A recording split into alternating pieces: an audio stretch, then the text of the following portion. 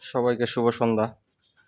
এই যে আমি তো বলছিলাম সকালে একটা আপডেট দিছিলাম যে আমার ছাগল 3-4টা ছাগল পাতলা পায়খানা করছে। এই যে এগুলা, এই যে এইটা, আর ওই লাল সাদাটা, আর একটা ছিল বাচ্চা। এই যে এই বাচ্চাটা এখন মোটামুটি সুস্থ, ওষুধ খাওয়াইছি, এখন সুস্থ আছে। আর একটা ছাগল আছে বড় কালো, এই যে এইটা, এই কালোটা, এগুলো মোটামুটি এখন সুস্থ আছে, আর সমস্যা নাই।